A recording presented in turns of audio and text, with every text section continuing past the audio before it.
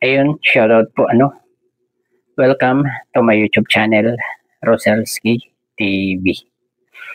At andito po tayo para mag-vlog ng isang sitwasyon ng isang pagkakataon na nangyari doon sa paglabas ni Kalingap Edo at ni JJ kasama ang kanilang mga partner. At nasama rin dyan si J. Brad at si Grace. Pero bago po yan, shoutout po muna tayo sa ama ng Kalingap, Kuya Bal Santos Matubang, at sa kanyang anak na si Kalingap Rob, at sa kanyang butihing asawa ni si Ate Edna Vlogs. At pagpapatuloy na po tayo. Ito na nga po ng kwento.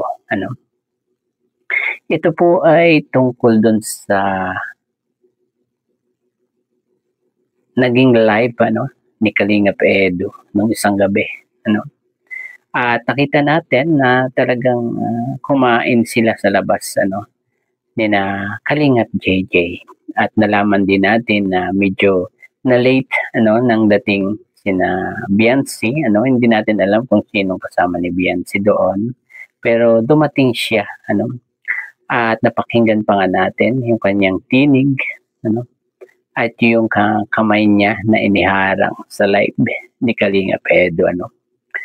Pero bakit ito dinayo ng mga buzzers, ng mga liquid? Paano ba nangyari? Ganun na lang yung kanilang pagtatampo kay Kalingap Edo, kasi hindi man lang nila maunawaan si Kalingap Edo na talagang bawal ipakita si Biancy sa kanyang mga vlog or sa ganyang live maliban na lang kung sabihin ni Kalingap Rob na isama si Biancy sa live. Kasi nga binablog pa ni Kalingap Rob itong si Biancy, kaya bawal follow the rules lang talaga si Kalingap Edo at ayun nga at palaisipan sa lahat kung sino yung ikinis ni Kalingap Edo dito at ang buong akala natin ay si J. Brad or si Grace kasi si Grace lang daw yung may hoodie na jacket doon sa nakita nila doon sa live ni Kalingap Edo at yun naging palaisipan na sa lahat kung sino talaga at meron tayong nakita ngayon na picture, diba, ni Grace at ni Biancy na pareho silang naka-hoodie ng black, diba? Kaya talagang naglaro ng isip natin na talagang baka nga si Biancy yung ikinis sa ulo ni Kalingap Edo napilit magpakita sana doon sa kanyang live na talaga nagpapaalam na si Kalingap Edo, pero gusto niya magpakita doon sa live, kaya lang ay hinarangan ni Kalingap Edo na baka daw siya ay pagalitan ni Kalingap Rob pag nakita sa live niya. Ayun, sa mga buzzers ni Kalingap Edo dito at yung mga one-sided at doon sa mga nagko-comment sa mga post ng ating Bibi Biancy mapa Facebook yan or IG, di ba? Umayos po kayo ng pagko-comment doon, di ba? Hindi lang basta yung inyong reaction doon may mga laman ang mga sinasabi nyo na sinasabi nyo pa na fake, yung mga bulong ng ibang taga-bulong dyan sa mga reactor, di ba? At sinasabi raw na pagkatapos daw nung kainan na yon ay inihatid na ni Kalingap Edo si Beyonce. Ewan ko lang sa mga ito kung bakit naiisip nila na pagkatapos daw nung kainan na yon ay si Grace daw ang kasama ni Beyonce. At ano namang masama doon, 'di ba? Wala namang masama doon sa kung sakali nga na totoo yung pagkatapos ng kainan ay si Grace ang kasama. Malay ba natin na andun din naman si Kalinga Pedro, hindi lang siya nagpakita, di ba? At si Grace at si Beyonce lang yung nagpicture-picture, di ba? Huwag po tayong magbitaw ng mga salita ng kung ano-ano. Kasi hindi po natin alam yung mga nangyari nung gabing yun. Malay ba natin, magkakasama pa rin sila doon nung nagpicture sila, di ba? Ni Beyonce saka ni Grace. At magsasabi na agad tayo na si Grace pala ang kasama ni Beyonce pagkatapos nung kainan na yun, di ba? Masama po yun, at masamang pakinggan, masamang basahin kung tutuusin, di ba?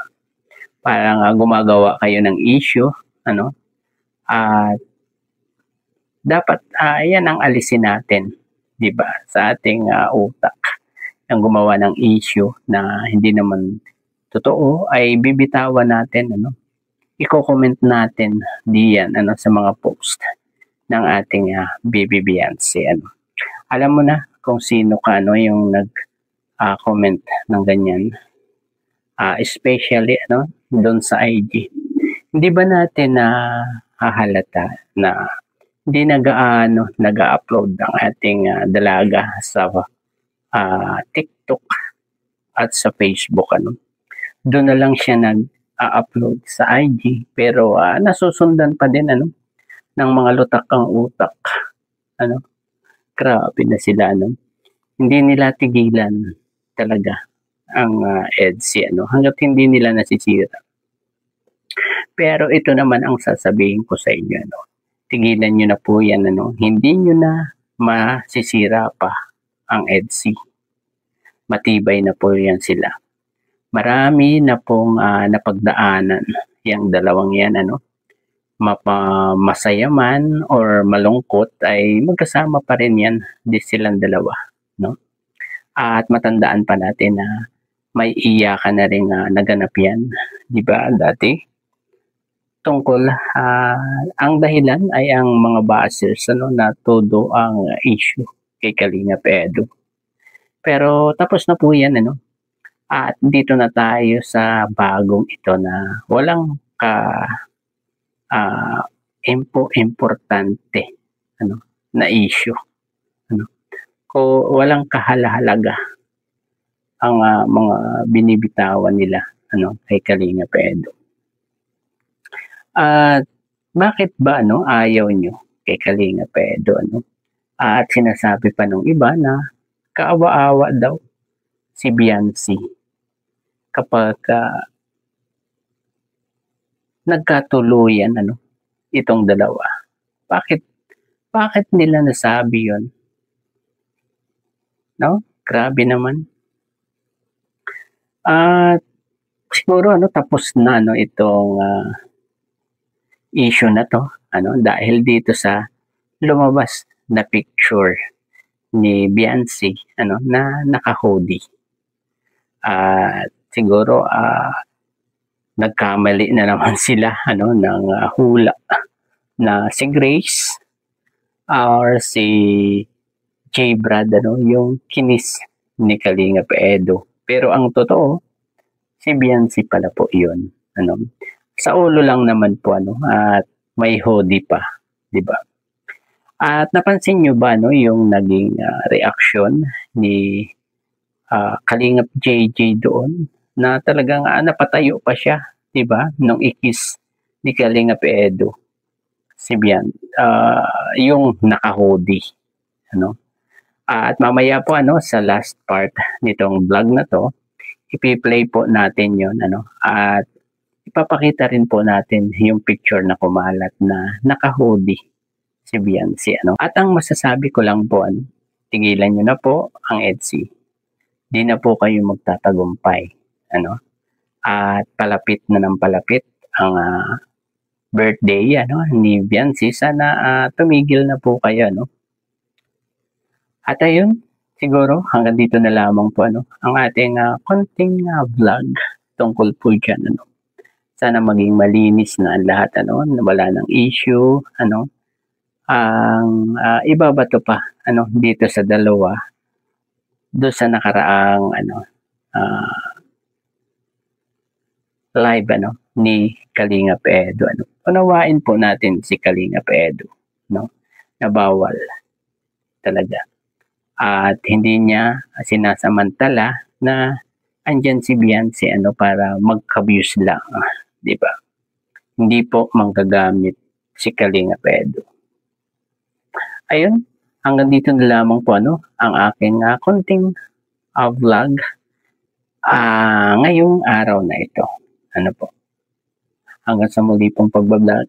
Bye-bye. God bless po sa lahat. Peace.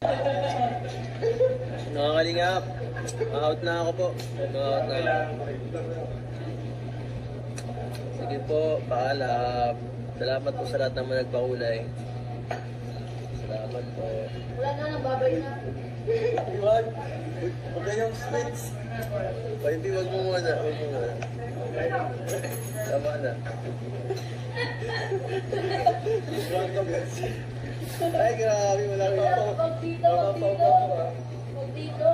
Pagalitan ako ng galing ng crap. Hihira ka naman, oh. Inis na nga. Kasi gusto na yung legit na kiss. Para.